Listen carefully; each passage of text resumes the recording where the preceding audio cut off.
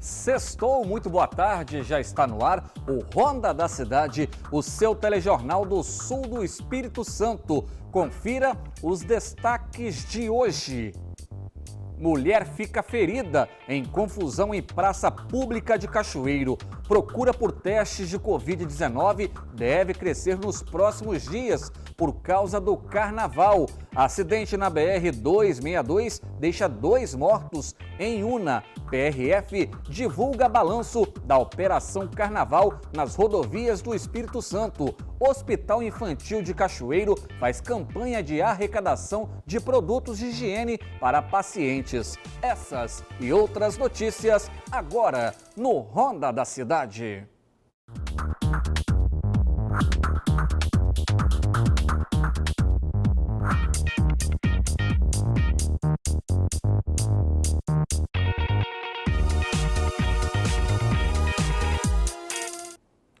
E a gente abre a edição de hoje falando de uma praça no bairro Nova Brasília que infelizmente se tornou um ponto de encontro de viciados em álcool. O espaço que deveria ser dedicado às crianças e famílias se tornou um local de muitas confusões e ocorrências policiais. Ontem, uma mulher acabou ferida durante uma briga. O Natan Rodrigues traz mais detalhes desse caso pra gente. Oi, Wanderson, olha, eu tô aqui na pracinha do Rotary, no bairro Nova Brasília, aqui desse lado. É uma pracinha tranquila, com brinquedo, tudo calmo. Era pra assim, né, no dia a dia normal. Só que durante a manhã, na verdade, desta quinta-feira, uma briga acabou com uma mulher machucada. E aquele lado é o lado bonitinho, o lado tudo tranquilo que a família pode vir passear.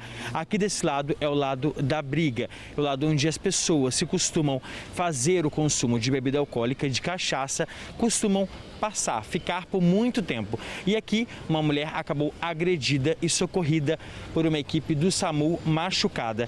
Ela teve, Vanessa, só para você entender, um dos braços quebrados durante essa confusão que foi atingida com um pedaço de madeira. A vítima, né, acabou caída aqui no chão da pracinha do Rotary e conseguiu ser socorrida. Eu fiz uma inspeção aqui, passei pela pracinha para ver e tem gente fazendo almoço, já colocaram um fogão improvisado ali no local, é bagunça, é o consumo de álcool em ar livre no local que era para ser mais seguro. Mas essa mulher conseguiu aí ser levada para o pronto-socorro, né, para um hospital para ser socorrida, mas acabou sendo agredida aqui na pracinha do Rotary, no bairro Nova Brasília. A gente não conseguiu saber como que essa confusão teria acontecido e qual é a identidade da mulher, mas ela foi socorrida e está no hospital. Wanderson, volto no estúdio com você. A gente procurou a prefeitura para entender o que pode ser feito em relação a essas pessoas que ficam ali consumindo álcool o dia todo. Eles chegam por volta das 5 horas da manhã, segundo os moradores, só saem por volta das 11 da noite. A prefeitura disse o seguinte: por não se tratar de moradores de rua, não pode haver uma ação por parte da assistência social. Mas se as pessoas, os moradores, se sentirem prejudicados, se eles estiverem importunando, provocando tumulto na região ali, a Polícia Militar deve ser acionada por meio do 190. É um grande absurdo porque é um espaço para crianças, um espaço que deveria ser para a família, mas eles ficam todos os dias, de segunda a segunda, e aí acendem fogueiras. É isso mesmo, no meio da praça pública chegam a assar cabeça de porco, várias outras coisas, e ainda tem consumo de drogas. Então, as crianças não podem frequentar o local, os pais têm muito medo de frequentar aquela região ali, alguns até se arriscam porque tem confusão, é todo dia uma confusão, uma briga naquele local. É um grande absurdo. Eu acredito que deveria sim ter uma ação por parte da Guarda Civil Municipal e também da Polícia Militar para espantar. É impossível, não dá para acreditar que uma praça pública seja tomada por viciados em álcool e drogas, um espaço que deveria ser de lazer para as nossas crianças. E os últimos dias de carnaval geraram muita aglomeração em várias partes do estado e, por causa disso, a Secretaria de Saúde já está preparada para um aumento na procura de testes por Covid-19. Após o feriado prolongado de carnaval e principalmente com muitas pessoas em festas particulares, é preciso redobrar a atenção. já que a exposição ao vírus do coronavírus pode estar presente, mesmo em pessoas que não apresentam sintomas. De acordo com a Secretaria de Estado da Saúde, é momento dos capixabas se preocuparem com a sua saúde. Nós continuamos recomendando as mesmas questões desde o início da pandemia. A primeira delas é a vacinação, que é a parte mais importante que nós devemos providenciar, porque é ela que nos protege. Segundo é continuar usando a máscara. Terceiro é manter o distanciamento entre as pessoas. E também, não é menos importante, é a testagem. A gente precisa fazer a testagem, como você disse, com ou sem sintomas, para que a gente verifique se a gente está contaminado ou não. Se a gente não estiver contaminado, é cuidar com os demais procedimentos, como a máscara, a vacinação. Se estiver contaminado, precisa isolar, precisa se afastar da família, precisa se afastar do local do trabalho para não transmitir a doença para outras pessoas. O subsecretário de Vigilância em Saúde destaca a preocupação com os casos no Espírito Santo, já que existe a possibilidade de aumentar após esse feriado de carnaval.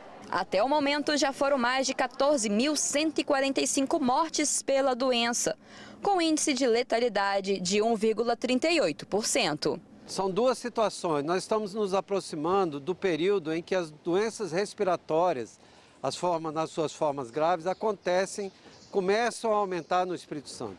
Então, essa chamada semana 9, semana 10, é o momento em que essas doenças começam a aumentar. E a Covid é uma doença respiratória. Nos 2 anos anteriores foi assim. Neste período, a Covid aumentou. E a outra questão é o fator de que muitas pessoas se reuniram em ambientes fechados, em reuniões familiares, em reuniões de amigos, e isso propicia, então, a propagação, a disseminação do vírus. Portanto, nós esperamos que em alguns dias a gente possa, sim, ter um aumento de casos. Para atender a demanda pós-carnaval, a Secretaria de Saúde do Estado retoma nesta quinta-feira com as atividades integrais dos pontos de testagem no Espírito Santo. E neste momento, a SES alerta para a importância de garantir a testagem para eliminar as chances de ser um vetor de contágio da Covid-19. Ao todo, o Espírito Santo possui 16 locais de testagem gerenciados pelo Estado, onde são ofertados exames do tipo RT-PCR e também de antígenos. O cidadão pode também diagnosticar a doença em mais de 900 pontos nos 78 municípios, que podem ser conferidos pela plataforma Vacine Confia. Nós temos pontos que são de alto fluxo, como os terminais do Transcol, a própria rodoviária, o Hospital Jaime, o aeroporto onde funciona 24 horas. Então, a oportunidade de testar, ela é muito grande aqui no estado do Espírito Santo. Temos o teste à disposição, tanto de antígeno quanto o chamado PCR. A pessoa pode fazer a opção, os dois têm um resultado excelente para detectar a presença do vírus. Então, a testagem ela é fundamental para a gente interromper a transmissão, porque se eu faço o teste e esse resultado é positivo, eu preciso me isolar, me afastar da família, do meu local de trabalho, para evitar a transmissão da doença para outra pessoa. O subsecretário Luiz Carlos Reblin destacou também a diferença entre os dois testes ofertados e que ambos são seguros. A população pode também ficar tranquila, pois há mais de 600 mil testes em estoque. Os dois podem ser feitos, né? O antígeno, nós temos uma oferta de pontos de coleta muito grande, e o PCR, ele também é um teste que é feito em situações específicas, em pacientes internados, em pacientes mais graves, em gestantes, em pessoas idosas, mas os dois têm a mesma confiabilidade. São testes que respondem muito bem para identificar se a pessoa tem ou não a presença do vírus. É igual aquela música, né? Depois de 9 meses você vê o resultado. Depois do carnaval, a gente vai ver o resultado da aglomeração, né? Daqui uns dias, até final de semana que vem, é a expectativa que aumente a procura de pessoas por testagem da Covid-19, né? É a consequência das aglomerações. E depois do intervalo, 2 pessoas morreram em um acidente de carro aqui no sul do estado. A gente volta já.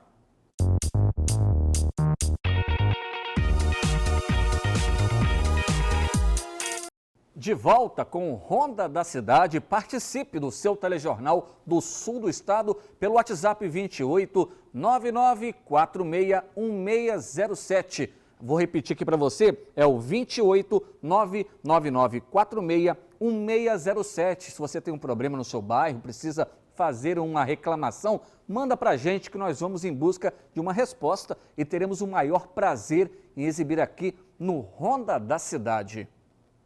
Agora, a gente fala de tragédia na estrada. 2 pessoas morreram na BR-262, no sul do estado, em um capotamento. O Natan Rodrigues está de volta e traz os detalhes para a gente.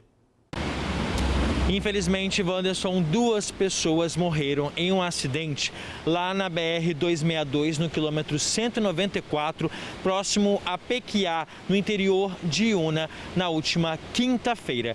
De acordo com a equipe do Corpo de Bombeiros, o acidente aconteceu por volta de 4 horas da tarde, quando a equipe foi acionada para ir até o local, atender uma ocorrência de um capotamento de veículo com placas de Belo Horizonte. O veículo teria saído da pista e se lançado por vários metros às margens da rodovia. Chegando no local do acidente, os socorristas, a equipe do SAMU de Irupi, também constatou que as vítimas não apresentavam mais os sinais vitais. Essas pessoas que morreram estavam no interior do veículo. As vítimas foram identificadas como Sérgio Glauro Macedo, de 62 anos, e Paulo Henrique Macedo, de 34 anos. A perícia da Polícia Civil foi acionada e esteve no local, fazendo a remoção do corpo das vítimas para o Serviço Médico Legal de Cachoeiro de Itapemirim. E agora a gente não conseguiu ter acesso, até o momento, à dinâmica do acidente, como esse acidente teria acontecido. Mas a gente está acompanhando esse caso e a gente também não conseguiu descobrir, Wanderson, se o corpo já foi liberado, identificado por familiares e liberados para velório e sepultamento. Eu volto aí no estúdio com você, Wanderson. A informação que a gente tem é que essas 2 vítimas fatais são moradoras de Belo Horizonte, em Minas Gerais. Agora a gente muda de assunto para falar de solidariedade. O Hospital Infantil Francisco de Assis de Cachoeiro iniciou uma campanha de arrecadação de produtos de higiene pessoal para os pacientes que não têm condições de comprar. A ação já tem dado resultado e qualquer pessoa pode doar. O Hospital Francisco de Assis, em Cachoeiro, está recebendo doações de produtos de higiene pessoal. Os materiais doados são direcionados para pacientes internados que não possuem condições de comprar. O IFA, mediante o aumento aí dessa onda de Covid, viu na necessidade de atender os nossos pacientes que estão internados em lançar essa campanha, que é pedindo à população que nos ajude na doação de itens de higiene pessoal e fraldas geriátricas, para atender esse público específico. Pois hoje nós recebemos muitos pacientes de outros municípios, da qual a família não tem condições de estar presente trazendo esses pertences para os pacientes. Então foi lançada essa campanha. Um grupo de 30 pessoas, com empresários, médicos e advogados, se reuniram com o intuito de ajudar os pacientes em tratamento contra a Covid que estão internados no IFA do Aquidabã. Os amigos juntaram cerca de R$5.000 que foram utilizados para a compra dos produtos. O início de tudo foi nos interiores de Cachoeiro, nas trilhas, onde percebemos que tinha muita necessidade de famílias através de cestas básicas, remédios, e já faz algum tempo que a gente vem fazendo esse trabalho um pouco tímido no interior, mas esse ano de 2021 resolvemos juntar força através de alguns parceiros que contribuíram fortemente, e nesse momento também quero agradecer todos esses que contribuíram e nos ajudou a chegar no resultado que nós chegamos. De acordo com Bruno, um dos integrantes do grupo, os amigos se reúnem com frequência para fazer trilha e juntos também exercem a solidariedade. A equipe toda está muito de coração cheio, porque conseguimos alcançar um resultado muito positivo através de asilos, orfanatos e entre outras entidades, né, pessoas que precisou de cesta básica, onde nós conseguimos chegar. Também o IFA, que agora nós fizemos uma contribuição, e é isso, gostamos de barro, gostamos de lama, mas também gostamos de ajudar o próximo, e o trabalho não pode parar, estamos aí. A doação aconteceu logo após o IFA divulgar a campanha Amor em Forma de Doação, que tem como objetivo arrecadar produtos de higiene, como sabonete líquido, desodorante, hidratante, talco e fraldas. E qualquer pessoa pode ajudar. Para o hospital, esse gesto é muito importante, pois os produtos que são doados ajudam os mais carentes, aqueles que não têm condições de comprar, mas precisam manter a higienização durante a estadia na unidade hospitalar. É muito importante o quê? Para estarmos servindo com a melhor qualidade, né, os nossos pacientes, né? E eles precisam estar sempre higienizados, limpos, né? E as trocas de fraldas também, que tem uns horários específicos, e para dar uma melhor qualidade, né, de atendimento ao tratamento mesmo ali ao paciente. As doações podem ser feitas por qualquer pessoa que sentir vontade em ajudar. Não é preciso muita coisa e nem valores tão altos. O que realmente importa é fazer o bem e ajudar ao próximo. Qualquer pessoa que sentir o desejo de estar doando, né, para o IFA pode estar fazendo a doação. Né? É só entregar nas recepções, tanto aqui no Sumaré ou então na recepção do IFA mesmo, lá que é a nossa unidade de referência de Covid, que estaremos prontos para receber. Ressaltando que o IFA, né, o Hospital Infantil, é um hospital filantrópico. Cachoeiro não tem hospital público, né? São entidades filantrópicas que têm convênio com o Estado, com o governo federal para receber repasses e vive realmente de doações. Por isso é importante você fazer o seu papel de cidadão de bem, de bom coração, como essas pessoas ali, né? Como esse empresário que ajudou, ou todo mundo deve ajudar, mostrar aí o sentimento de amor ao próximo. E a Polícia Rodoviária Federal divulgou o balanço da Operação Carnaval nas rodovias que cortam o Espírito Santo. Oi, Wanderson, é isso mesmo. A Polícia Rodoviária Federal aqui do Espírito Santo divulgou na tarde da última quinta-feira o resultado da Operação Carnaval 2022.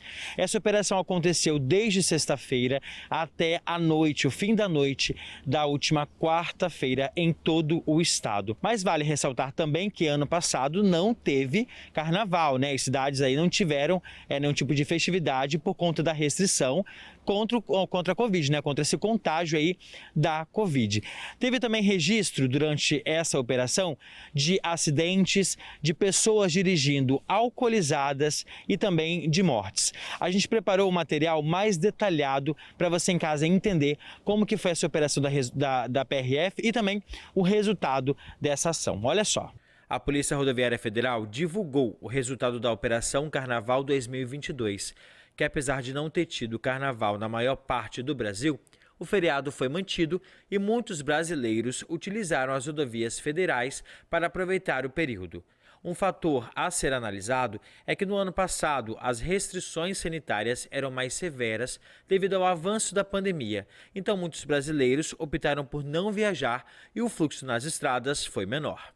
A quantidade de veículos fiscalizados aumentou em 20%. Em 2021, foram fiscalizados 2.492 veículos. Em 2022, 3.008 carros. A quantidade de veículos recuperados também aumentou. No ano passado foram 5 e esse ano, 7.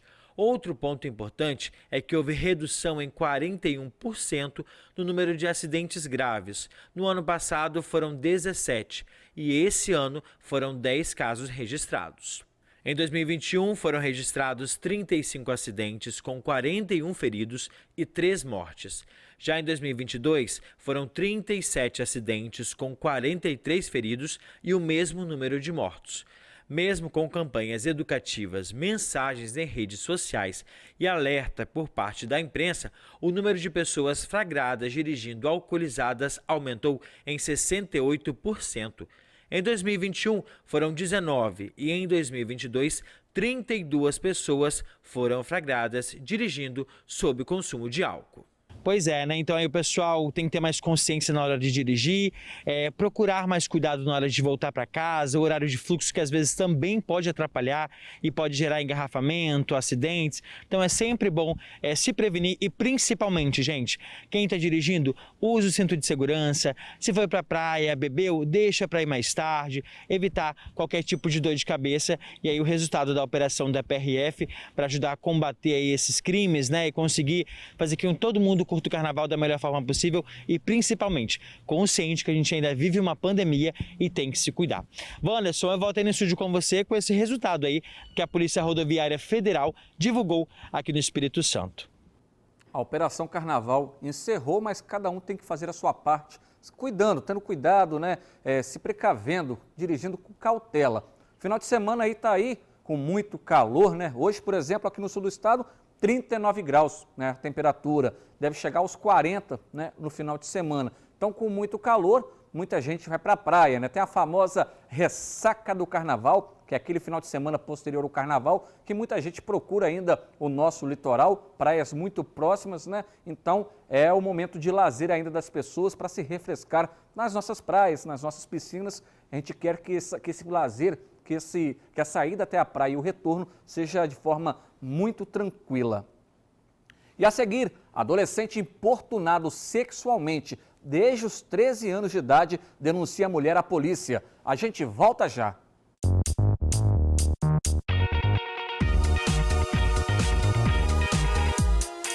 De volta com o seu telejornal do Sul do Estado para falar de área policial. Preste atenção nessa história. Um adolescente assediado sexualmente por uma mulher desde os 13 anos de idade teve que procurar a polícia para tentar se livrar dessa situação. O Natan Rodrigues conta esse caso pra gente. Pois é, Wanderson, se você acha que você já viu de tudo, eu vou te contar agora uma nova.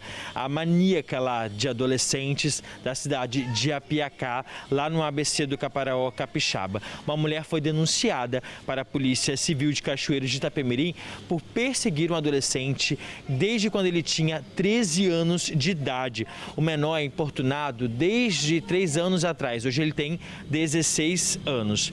O caso foi registrado na Delegacia Regional aqui de Cachoeiros de Itapemirim. A mãe do adolescente contou que essa mulher de 57 anos tem o objetivo de transformar a criança, né, o adolescente, em objeto sexual. Aí quando você acha, né, que era só isso, não, pior ainda. A mulher tenta forçar um relacionamento sexual com o menor, agride verbalmente o adolescente e ainda ameaça as garotas, que porventura esse menino acaba se relacionando a esses namorinhos que adolescente costuma ter, né? No caso mais recente, a menina que se envolveu com esse rapaz acabou agredida fisicamente por essa mulher. O garoto relatou que essa maníaca sexual, ela tentou esfregar as nádegas nele e fica encarando o rapaz com olhares maliciosos.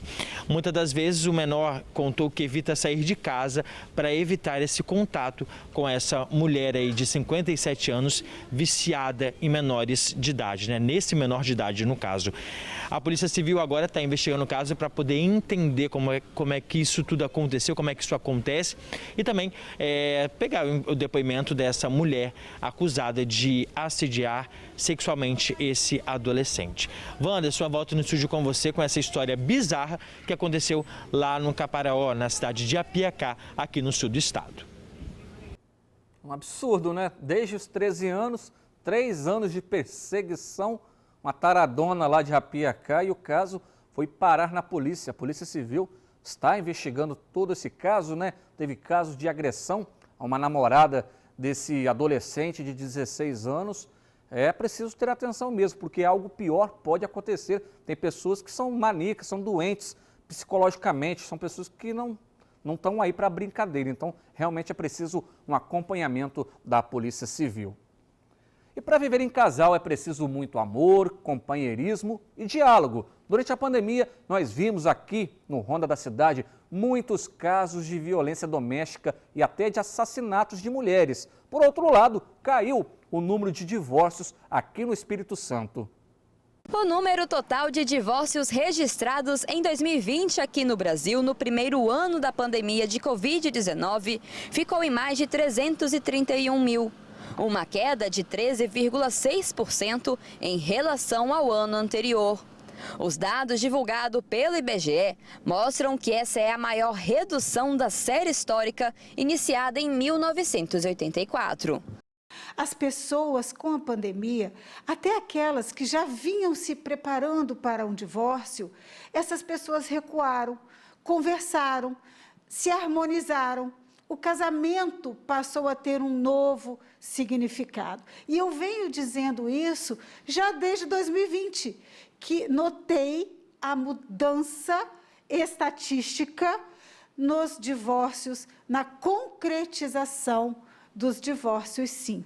Mas, de acordo com essa advogada especialista em direito de família, esses números podem ser subestimados. Se pensarmos o Espírito Santo, que é a nossa realidade, nosso fórum ficou fechado, o Poder Judiciário como um todo ficou fechado por longos meses. Nesse período, tirando aquelas medidas de urgência, nós não tivemos efetivamente movimentação processual. Então, assim, sentenças de divórcio, que seriam dados estatísticos, podem não estar nesse momento do IBGE. Na comparação entre 2019 e 2020, os divórcios de modo consensual aumentaram em 1,1%. O levantamento também trouxe informações a respeito da idade em que as pessoas estão se divorciando aqui no Brasil. Em 2020, foram registrados 215 divórcios a cada 100 mil habitantes com 20 anos ou mais. Já no momento da decisão, as mulheres tinham em média 40 anos e os homens 43 anos. Outros dados que chamam a atenção é que quase metade dos casamentos que acabaram em divórcio em 2020 tinham menos de 10 anos. É um aumento significativo em relação a 2010, quando essa proporção era de 37,4%. Os divórcios entre pessoas com filhos menores de idade também têm crescido. Em 2020, mais da metade dos divórcios judiciais ocorreu entre pessoas que tinham filhos menores. Já o percentual de divórcio entre casais sem filhos diminuiu de 29,7% em 2010 para 28% em 2020. Casamento deixou de ser considerado eterno, acima de qualquer coisa. Felicidade ou infelicidade, mantemos a família a qualquer custo. A mulher mudou o seu perfil. A mulher não é mais aquela somente dona do lar que cuida da sua família. A mulher tem hoje, sim, opinião, vontade, e ela, quando não feliz, busca o divórcio. Filho não é mais um impedimento de divórcio. Com a guarda compartilhada, responsabilidade conjunta de pai e mãe, os filhos, quando bem feito um divórcio, quando as pessoas conseguem deixar a união de forma tranquila e consciente, os filhos podem conviver com os pais divorciados tranquilamente. O número de separações não foi a única coisa que caiu em 2020. A pesquisa mostrou também que o número de casamentos teve uma queda recorde de 26,1%. No período mais grave da pandemia, houve 55,2% menos matrimônios. Os casamentos foram adiados. Então, no momento que ele é adiado, sai da estatística, porque não podia haver casamento. E, por outro lado, nós temos também a união estável como entidade familiar. Muitos casais optam por viverem juntos através de uma união estável e não de um casamento. Não podemos considerar que deixou de existir família, entidade familiar, mas a forma de sua constituição pode alterar, sim, o casamento, e a pandemia, sim, também adiou casamento. Então, pode ser verdadeira por dois lados. Flávia Brandão acrescenta que a pandemia pode sim afetar a vida do casal e que existe uma preocupação desses números aumentarem ainda mais. Eu acredito, sim, que daqui para frente nós teremos um aumento real no número de rompimentos e, provavelmente, a próxima estatística do IBGE conseguirá trazer números reais com o judiciário funcionando, podendo buscar as decisões desse período. E assim, a gente encerra o Ronda da Cidade de hoje. Obrigado pelo carinho da sua audiência. Outras informações você confere em simnoticias.com.br. Nós temos um encontro marcado sempre ao meio-dia e às 7 da noite. A você, um excelente final de semana.